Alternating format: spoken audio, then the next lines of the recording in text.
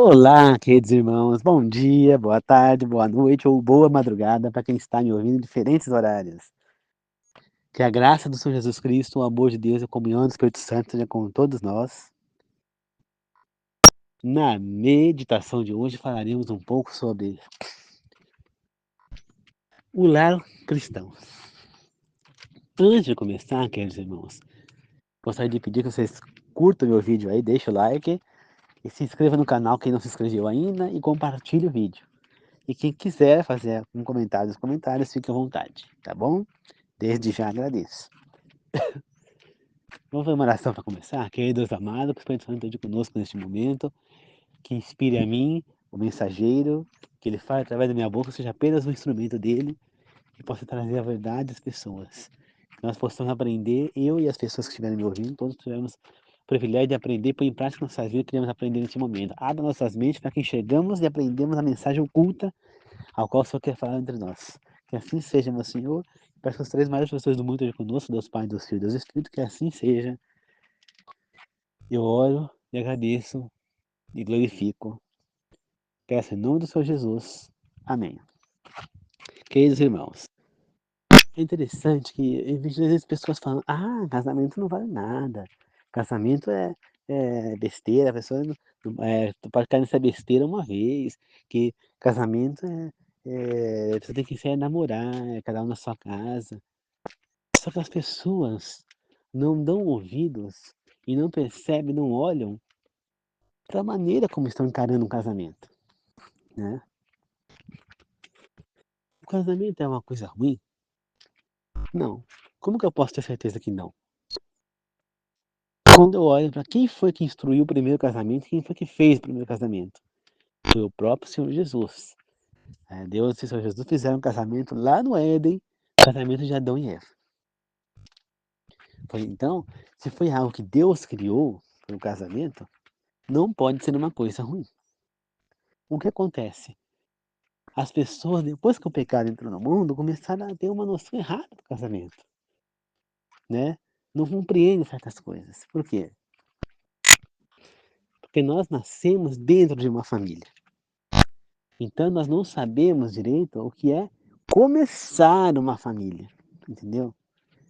Então há muitos erros que vêm comunando para que nós não tenhamos um lar cristão e assim um casamento que não é duradouro, um casamento de tristezas, que acaba ocasionando um divórcio, né? Então o primeiro ponto é o seguinte: Deus não aprova o divórcio. O divórcio só é aceito no caso de que tenha sido cometido por uma das partes do casamento o adultério.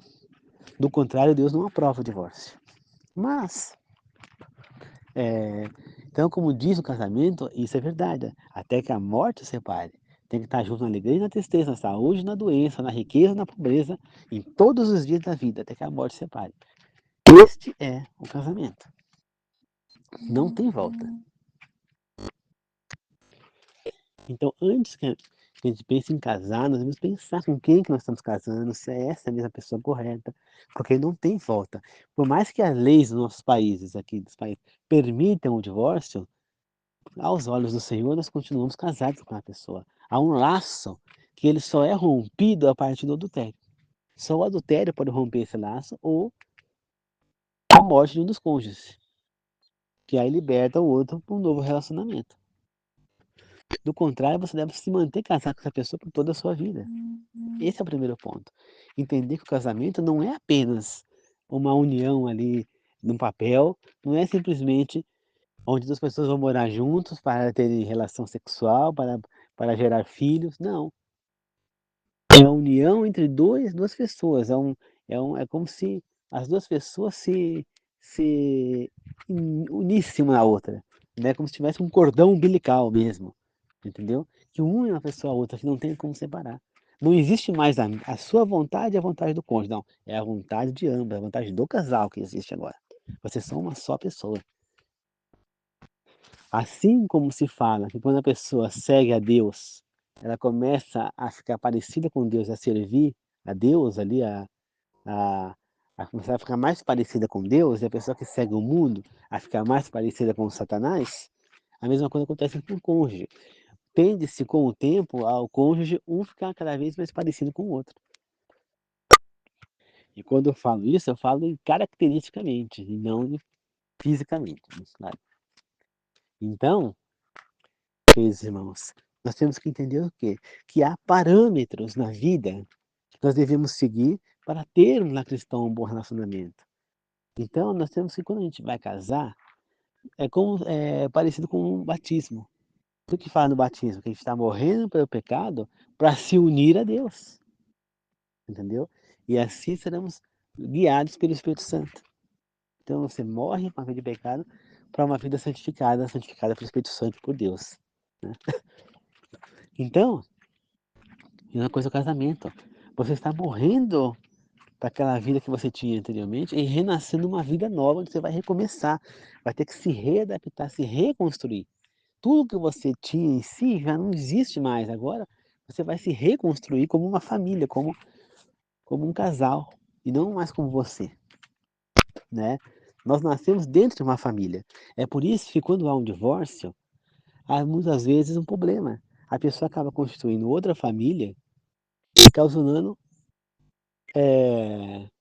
grandes problemas, porque na maioria das vezes os irmãos acabam, os meio-irmãos acabam não se dando bem, ocasionando problemas que poderiam ser evitados. Muitas vezes o pai acaba dando mais atenção para a atual família do que para a anterior. Tá entendendo? Às vezes, por isso é que a Bíblia estimula que você tenha uma só mulher, um casamento para sempre e uma só família. Você tem que entender o seguinte: quando há um divórcio, você, homem, vai arranjar uma nova esposa e vai construir uma nova família. Você, mulher, vai arranjar um novo marido e vai construir uma nova família. Agora, os seus filhos, a família deles está acabada para sempre. Está entendendo? Mesmo que eles convivam com o pai e com a mãe, eles não têm mais família, né? né? Que nem eu vejo, por exemplo, existe hoje o que chama da guarda compartilhada. Isso eu acho sensacional, só que eu acho também que eu já, como também tenho cara, a guarda compartilhada, pai e mãe têm que sair com o filho ao mesmo tempo, para que ele tenha a noção da família. Agora eu vejo casos, por exemplo, de pessoas que se separaram e um dos cônjuges, ex-cônjuges, não entra nem em contato com a ex-mulher, para falar com a ex-mulher, tendo filhos em comum. Fica pedindo para a atual mulher ligar para ex. Que história é essa? Ele tem que sair junto com a ex e com os filhos.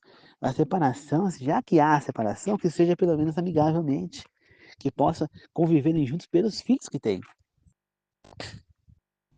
Vocês precisam ser entendido que a família dessas crianças é o pai e a mãe. A partir do momento que há uma separação, a família daquela criança se destruiu, não existe mais. O que vai ser dessa criança? Ela vai se sentir como? Por mais que ela aceite a separação dos pais, a família dela continua destruída. Então esse é um outro motivo do divórcio não ser aceito por Deus.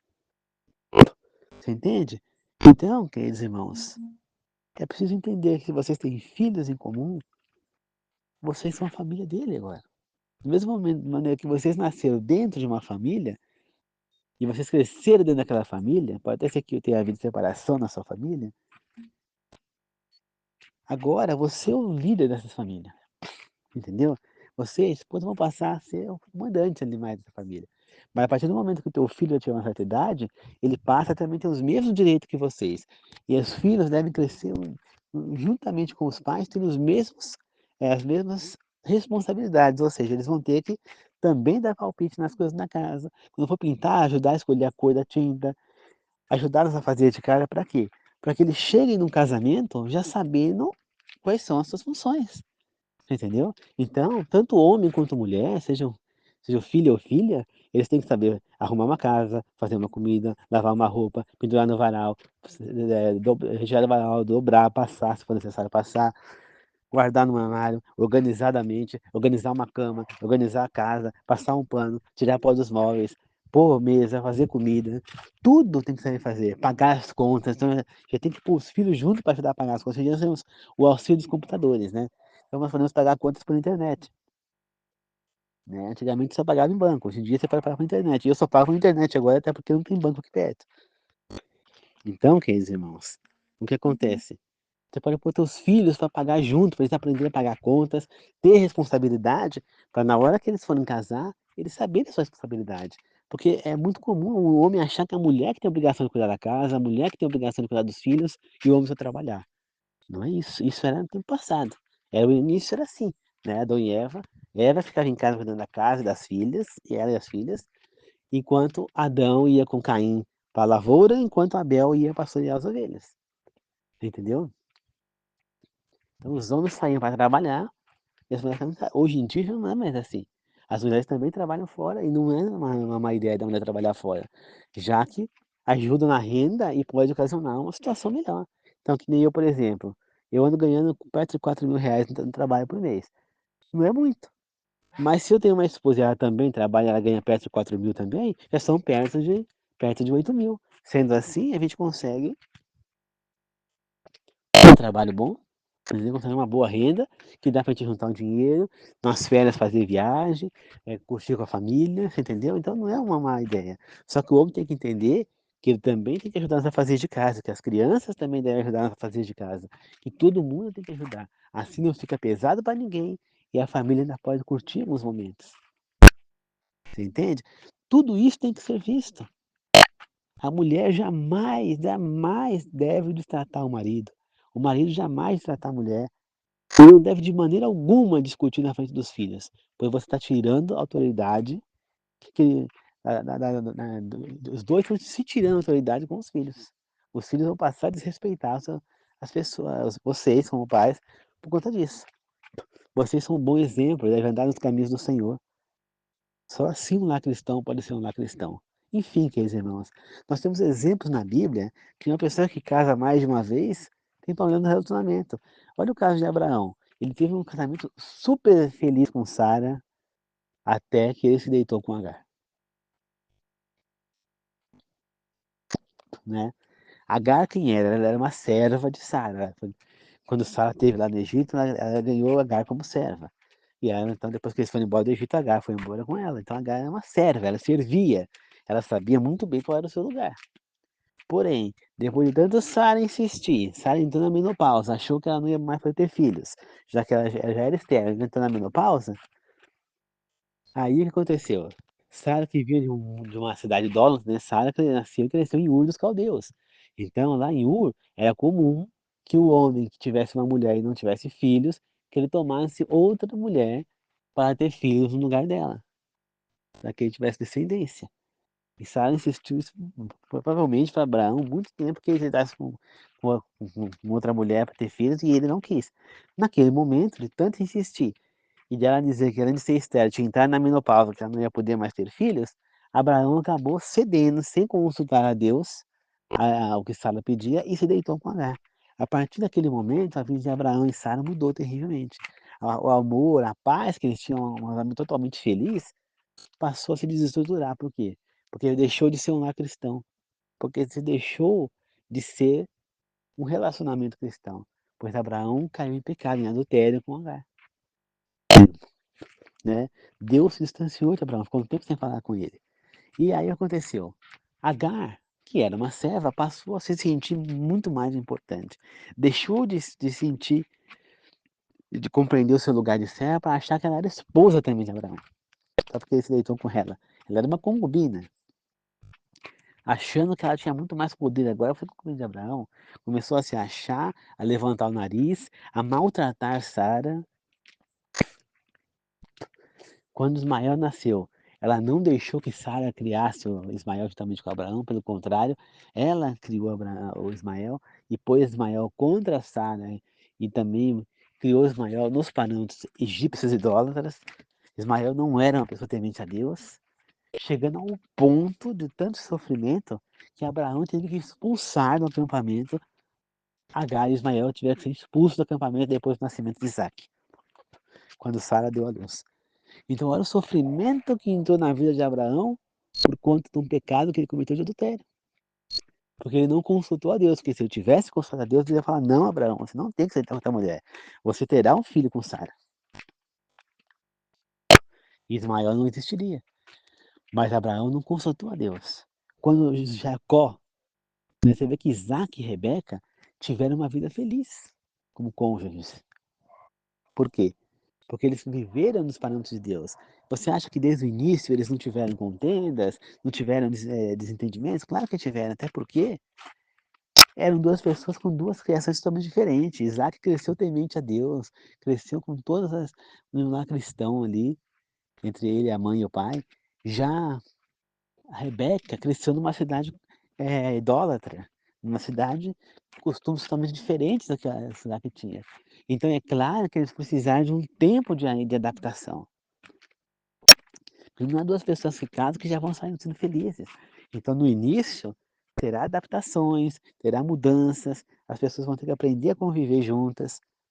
Mas conforme as pessoas vão se adaptando, vão se encaixando, a alegria vai entrando e a paz no relacionamento vai surgindo. Mas essa esse tempo aí que a pessoa tem para se adaptar à nova realidade, tem que ter uma adaptação com respeito, carinho, companheirismo. Então tem que ter a chamado, como é que fala? Compreensão. Então tem que ser uma adaptação compreensiva. Então tem que esperar cada um no seu tempo, que se adapte, que vai a pessoa conhecendo a outra e se moldando ao parâmetro da outra. Então, por exemplo, eu não posso querer que a minha esposa mude coisas que ela é. Eu não posso. Eu tenho que aprender a conviver com ela do jeito que ela é. Entendeu? Que nem eu, por exemplo. Eu sou uma pessoa que eu sou meio desleixada. Eu não sou uma pessoa que organizo tudo, que arruma as coisas. Não. Eu sou organizado, eu sei organizar todas as minhas coisas. Mas eu não sou tudo arrumado, assim, deixar a coisa arrumadinha visualmente falando. Não, eu sou uma pessoa que eu deixo as coisas um pouco até bagunçada, mas está organizado. Porque arrumação não é sinal de organização, são duas coisas diferentes. As pessoas pensam que é a mesma coisa, mas não é. O arrumar é você pegar, por exemplo, eu posso arrumar tudo. Deixo tudo, eu pego, vou lá, deixo tudo arrumadinho, dobradinho, mas eu misturo tudo, short, camiseta, blusa, calça, tem que ficar procurando quando eu quero. Não, agora, organizado. Eu pegar numa gaveta eu pôr camisetas, na outra eu colocar shorts, na outra eu colocar calças, na outra eu colocar blusas. Aí então está organizado. Então eu quero uma blusa, eu vou na gaveta tal. Eu quero uma camiseta, eu vou na gaveta tal. Entendeu? Naquela gaveta eu tenho camisetas para sair, para ir para, por exemplo, para Mogi das Cruzes aqui no caso, para o centro da cidade, quando eu vou sair para algum canto. No outro lado da gaveta, eu tenho camisetas que eu vou usar para ir na igreja. E assim por diante. Então nós temos que entender que nós precisamos ver o momento que é de você sair e o momento que não, né, meus irmãos. Então, isso é uma organização. Agora, a arrumação é outra coisa. Então nós temos que entender as duas coisas, né, como eu citei aqui. Então, eu sou uma pessoa que não sou muito arrumada, mas eu sou organizado. Eu sou uma pessoa que não dou tanto valor para. Eu gosto da casa limpa, tudo certinho, gosto muito de limpeza. Mas eu não dou, eu dou mais valor a Deus e outras coisas do que a coisas mundanas. Então, tem que ter boas maneiras. Deus criou as boas maneiras? Depende do que é a boa maneira. Entendeu? Por exemplo, você tratar as pessoas bem, você conviver em harmonia. Agora, você acha que Deus vai se preocupar se uma pessoa põe uma comida na boca e por um motivo respiratório, alguma coisa do tipo, come com a boca aberta? Você acha que Deus vai se ligar, por exemplo, se a pessoa eh, eh, age, come errado, como pega, se dobra as costas para comer ou não? Deus não vai se ligar para isso. Entendeu? São boas maneiras? São etiqueta? São. Mas Deus vai ligar. Você acha que Deus vai ligar se você está andando na moda ou não? Se isso é moda? Deus está se lixando para isso. Nós temos que vestir do que a gente se sinta bem e, de preferência, que a gente se vista de acordo com a vontade divina. Não interessa se é moda ou não é. Tá entendendo? Então são essas coisas que eu não ligo muito. Então, a minha futura esposa vai ter que aprender a conviver com isso. Eu não vou mudar por conta disso. Entendeu?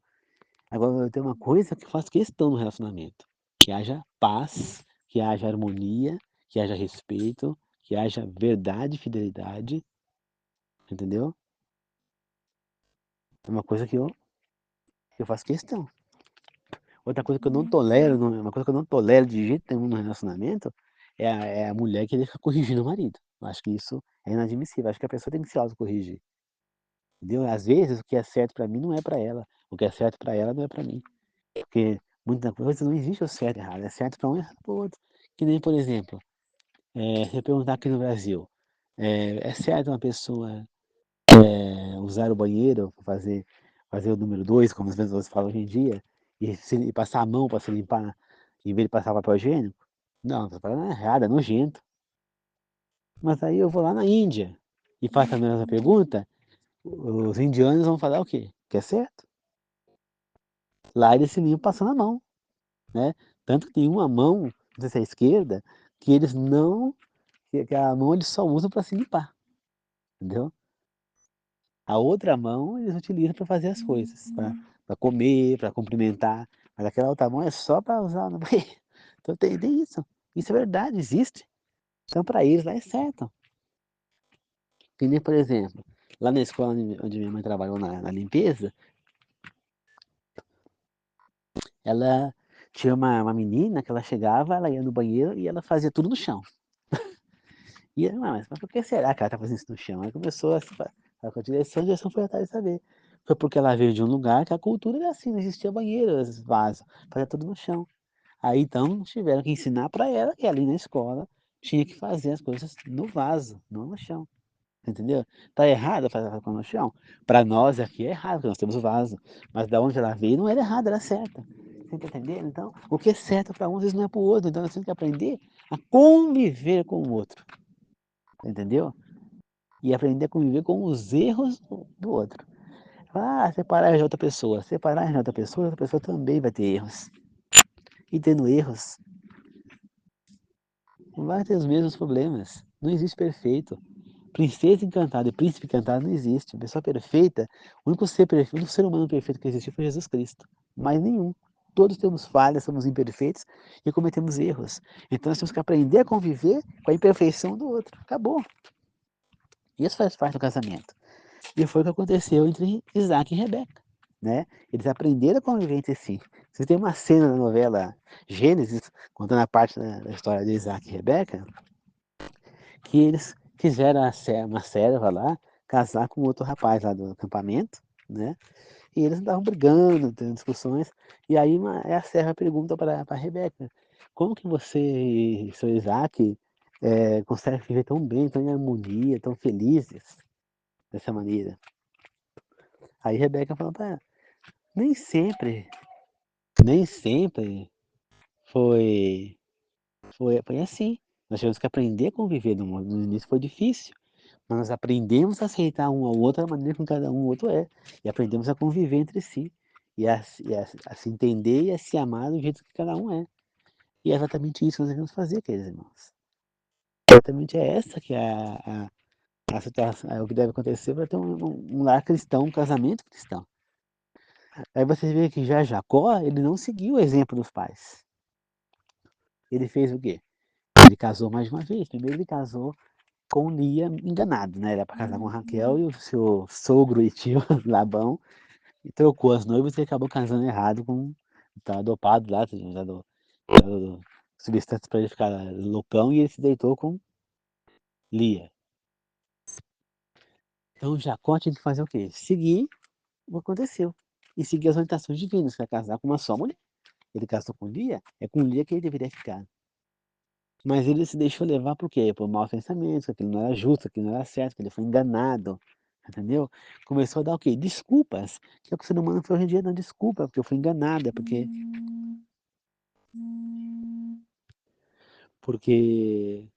me passaram a perna, porque aquilo não é certo, porque eu fui não sei o quê, porque não sei o que lá, porque não tá dando certo, e dá desculpas para separar, dá desculpas para tomar a decisão errada, não só em relacionamento, mas em muitas coisas. Ah, desculpa.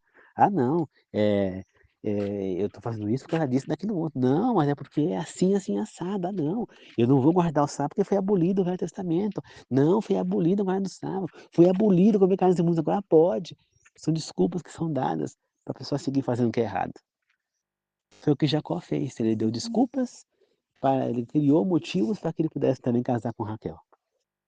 E deixou de ouvir o que era correto, que os pais dele o ensinaram, o exemplo que os pais deles deram, de casar com uma só mulher. E deu desculpas e ele acabou também se casando com Raquel, o que tornou para ele um problema grave. Por quê? Porque as duas irmãs começaram a disputar ele, mesmo ele não tendo muita coisa com Lia, negócio dele era com Raquel, né, ele queria a mesma era Raquel, é que Raquel era estéril, não podia ter filhos, e Lia foi tendo um filho atrás do outro. Raquel não aguentou mais aquela situação e pediu que Jacó se deitasse com Bila, sua serva, fazer a mesma coisa que Abraão fez. Jacó tinha um exemplo do avô, né, com certeza foi contado para ele o que aconteceu lá com o avô, que ele teve que expulsar filhos, né, tudo porque ele se deitou com uma serva. Ele tinha todo o exemplo, e ele foi lá e fez o quê? Se deitou com Bila, deu e teve filhos com ela. Aí o quê? Aí Lia também não estava conseguindo mais engravidar, ela fez o quê? Entregou Zilpa e Jacó foi lá e errou de novo, deitou com Zilpa. Também teve filhos com ela. Depois teve filho de novo com Lia. E por fim, acabou tendo 2 filhos depois com Raquel, e Raquel morreu no parto do segundo filho. E aí você sabe as consequências desse erro, entendeu? Você vê que a família de Jacó ficou desestruturada, não era uma família cristã. Aí você vê que no momento de um erro lá, de um abuso, provavelmente, parece que não havia um abuso sexual foi cometido contra a filha de Jacó, os filhos dele foram lá e mataram os homens numa cidade de covardia. Fingiram aceitar a situação, que a irmã casasse com o rapaz lá, com o príncipe da cidade, fizeram todos se circuncidar, e quando eles estavam se recuperando da circuncisão, eles foram lá e mataram todos os homens da covardia. Depois disso, Jacó fugiu de lá, e aí você sabe as consequências também adiante. Jacó, por ter mais de uma família e por ter amado mais Raquel do que do que Lia e as outras concubinas, Jacó amava mais José do que do que os outros filhos. E José acaba sendo vendido como escravo, né? E ele amava também a Benjamim mais. Daí você vê que Jacó continua errando, porque ele não poderia amar mais um filho que os outros, ele tinha que amar os filhos por igual, entendeu? E ele continua errando, né? E aí aconteceu, as consequências foram que os outros filhos dele venderam José como escravo para o Egito, né? E aí você vê que mais pra frente, depois de tudo isso que José tinha de escravo, Jacó ainda amava mais a Benjamim do que os outros filhos, porque também era filho de Raquel. Tanto que Jacó deixa que os outros filhos vão ao Egito lá para buscar comida, se arriscar lá para buscar comida que estava no tempo de seca, mas Benjamim não foi. E quando os filhos voltam, falam que Simeão ficou preso lá, um dos filhos de Jacó, ou Israel, ficou preso lá por conta de que só iam libertá-lo se eles fossem com Benjamim. Ele preferiu perder Simeão, deixá-lo preso lá com os egípcios, mas não queria mandar Benjamim. Aí você mata quem que ele amava mais, continuando a errar, né? Jacó continua a errar. Então você vê que Jacó ele já não tinha mais nada com Bila nem com Zilpa. Ele ficou simplesmente sendo, elas ficaram sendo concubinas, mas eles só se deitavam com ela quando as esposas mandavam, mas ele gostava mesmo era da Raquel. Aí depois ele teve mais lado com Lia, mas nunca com as concubinas. Aí eu falo pra você, Bila jogada as traças lá. Aí vem um outro porém. Ela acaba se entregando ao filho de Jacó, de Israel, que é Ruben, primogênito, e faz com que ele perca a sua primogenitura, seu direito à primogenitura por conta desse ato. Você entendeu? Você acha que um relacionamento de duas pessoas com tanta diferença de idade, Bila já tinha os seus, ela era a caçula entre esse povo todo, né? Entre as quatro, ali de Jacó ela era a caçula, então ela já deveria ter, já nessa altura do campeonato, ela já deveria ter seus 50 anos, enquanto o Rubem tinha 20 anos, 25. Então era o dobro. Você acha que é uma diferença de idade para uma pessoa tradicional? Não é. Por exemplo, um homem que tem, vamos supor, 40 anos, pode se relacionar com uma menina de 15, 18 anos? Pode. Só que o que vai acontecer? Daqui a 20 anos, esse homem vai ter 60. Ele já não vai ter mais aquela potência sexual, não vai ser mais viril para satisfazer uma menina que dali a que vai estar, no caso, estava com 25, vai estar com 35 anos, ela ainda vai estar na flor da idade, entendeu? Aí já pode começar a ver traição e outras coisas mais. Compreende, querida nossa? Você entende? E aí já não dá mais, sem contar, por exemplo, se esse homem tiver com 60 anos, essa mulher vai estar com 45, né? Ele com 70 anos, 45, estava com 50, ela 25, ele 70, ela 45. E ele sem um filho, o que vai acontecer? Você acha que esse homem, qual é a expectativa dessa criança? Esse homem, ele deve ter mais aí entre 70 anos, mas no máximo 20 anos de vida, 25. Se ele tiver 25 anos, essa criança ainda vai crescer 25 anos com o pai. Mas a probabilidade é que ele não viva tudo isso, né? Porque a média de idade, no máximo, é que você vive 80 anos, 71 anos. Dificilmente a pessoa passa disso, hoje em dia. Entendeu? Não passa, por quê? Porque a saúde não permite, entendeu? Então, tem pessoas que moram com 60 anos, 70 anos, 75. O corpo começa a cobrar, a pessoa não acaba não chegando na idade. Então, se esse cara já está com uma idade avançada e ele morre até 10 anos, essa criança vai perder um pai com 10 anos. E aí, com 10 anos, a criança já não teria mais um pai, e a mãe, que já estaria sendo praticamente uma idosa, com 55 anos, já não teria aquela virilidade, aquela energia para poder brincar com essa criança, rolar no chão, ser uma mãe para essa criança. Você está entendendo? Por isso que tem que ter o momento certo de um relacionamento. Que nem, por exemplo, o meu pai, ele foi um excelente pai para mim. Mas ele nunca pôde ser um pai de se rolar no chão comigo, de brincar, porque ele já tinha problema de coluna, ele já tinha uma idade quando eu nasci. Então não era fácil mais ele fazer as coisas comigo. Mas ele fez de outras maneiras, brincou comigo de videogame, fazia um monte de coisa comigo, jogava baralho, que é o que ele podia fazer. Você entende? Então, é complicado quando você tem um pai que já não dá para ser pai.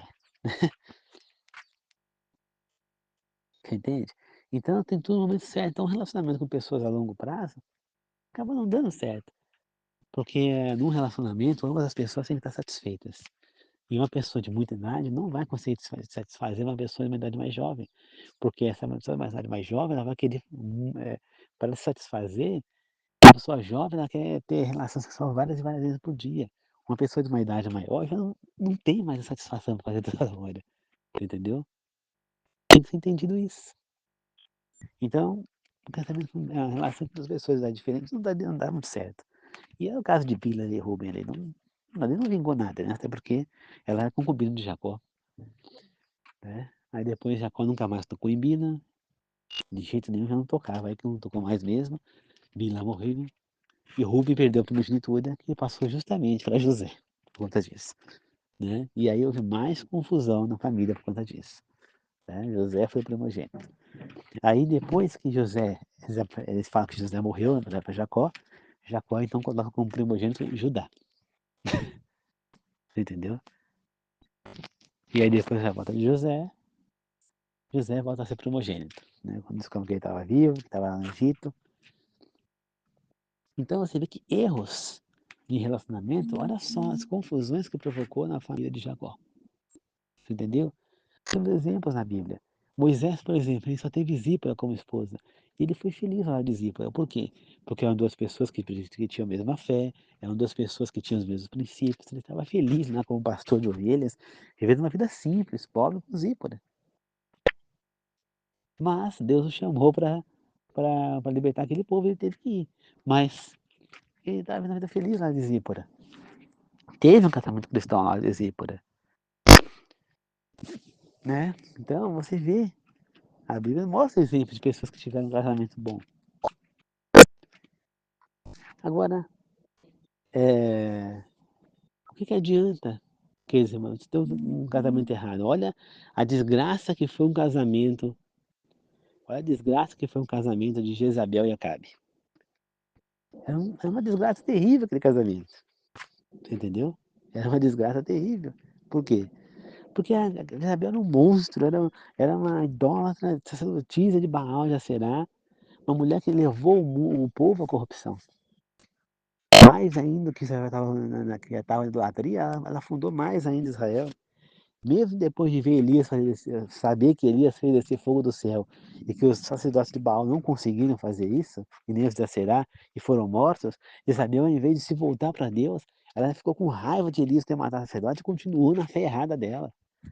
Continuou querendo, cara, pô, a mulher foi tão ruim que ela não teve o direito de ser enterrada. Os cachorros comeram a carne dela.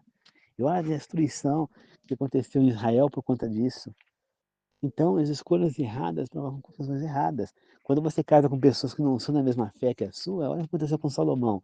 Ele idolatrou, construiu, construiu altares para idolatria lá em Israel, e acabou sendo o quê? O reino dividido entre o filho dele, depois da morte de Salomão, e o servo de Salomão, Roboão, Jeroboão. Né? Roboão era o filho e Jeroboão era o servo. Adiantou fazer isso? Olha só o que aconteceu. Tudo por quê? Porque ele casou com um monte de mulher idólatra. Ele não seguiu os parâmetros do Senhor, que era casar com pessoas da mesma fé, ou seja, israelitas naquele momento. E é exatamente isso que acontece hoje em dia. Nós não podemos casar com pessoas que têm fé diferente da nossa. Eu, como adventista, posso casar com uma mulher católica? Eu não posso. Com todo respeito aos católicos, mas você acha que a mulher católica ia aceitar que ela guarda o sábado? Eu ia aceitar que ela guarda o domingo? Então ela fala, não, não vou fazer nada hoje porque é domingo, eu guardo domingo. Eu falo, eu não faço hoje nada que é sábado. Aí na semana a gente trabalha. Não tinha dia pra gente viver. Tá entendendo, queridos irmãos? Percebe?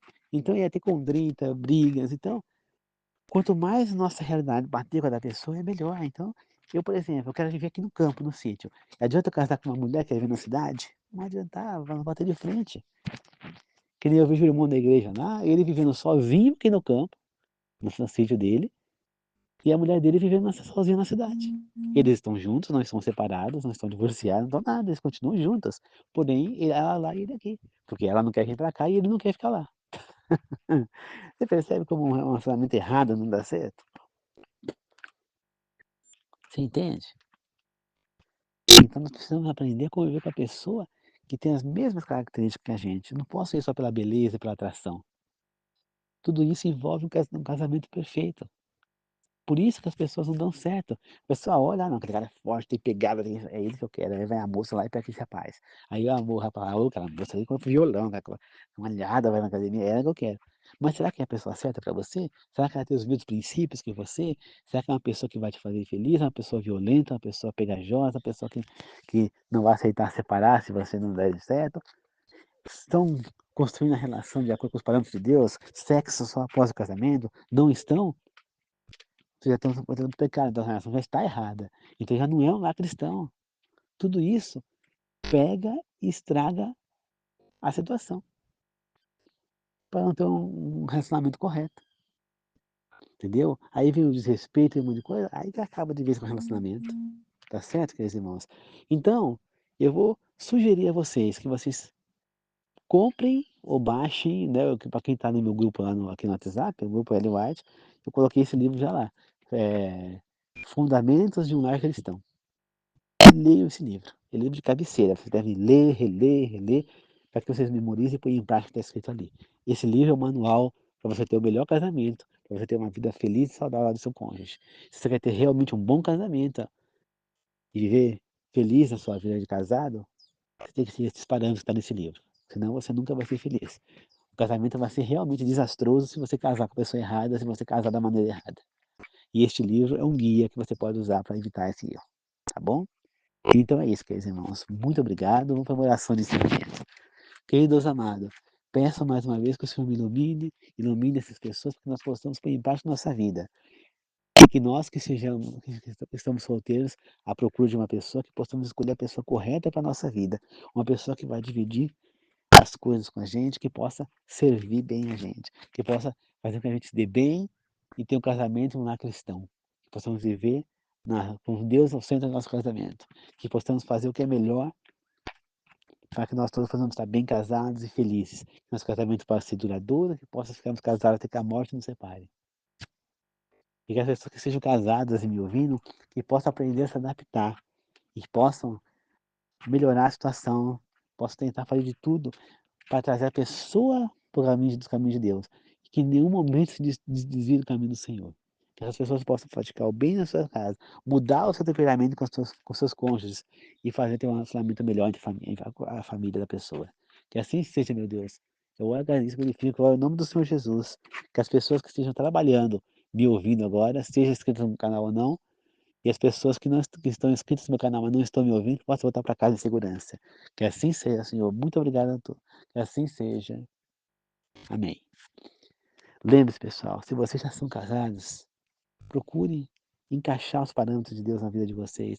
Procure aprender a aceitar um ao outro, a tratar bem um ao outro, a mostrar alegria um com o outro, parar de resmungar um com o outro.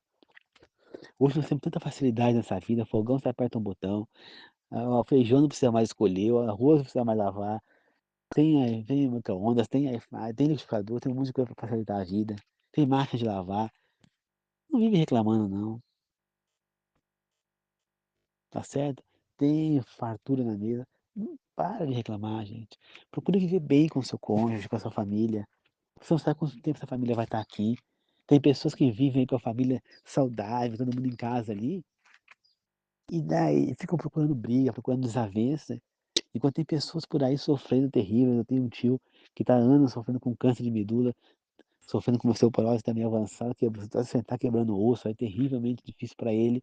Uma tia que está sofrendo com câncer aí de mama, com metástase no pulmão e já está em ossos, com dores, com dificuldade para caminhar. Tem a outra tia, porque é mulher de um tio meu, que está quase não andando mais, que está com esclerose múltipla. Ô, gente, quantas pessoas que estão no hospital, sofrendo de câncer, outras por aí tudo. Pessoas sofrendo com doenças degenerativas, com consequências do derrame, consequências do infarto, consequências de doenças degenerativas como a osteoporose, como o enfisema pulmonar, como a, a diabetes, como a AVC, né? Consequências do mal de Parkinson, mal de Alzheimer. E as pessoas vivendo bem, com saúde e desperdiçando a vida com brigas, com contendas. Vamos parar com isso, tá certo, gente? Isso não é um lar cristão. Vocês nunca vão ser felizes se você não mudar seu temperamento. Você não pode cobrar do outro se você não está fazendo o que é certo. Primeiro você muda você. Você muda, faz o que é certo. Depois você pode começar a cobrar do outro que ele mude também, para que possa ter um relacionamento menor. E quem sabe você nem precisa cobrar dele. Você mudando, automaticamente ele vai ver o seu exemplo e vai mudar também. Entendeu? Faça a sua parte. Tente ter uma vida feliz. Você escolheu esse casamento, agora aguente as consequências. Então, tente moldá-lo para se transformar no parâmetro certo. Tá certo? Olha os exemplos errados da Bíblia, não cometa os mesmos erros. Tá bom? Muito obrigado a todos, que a graça de Jesus Cristo, o amor de Deus e a comunhão do Espírito Santo seja com todos nós. Que assim seja, eu agradeço e glorifico. Amém. Falou, queridos irmãos. Até mais.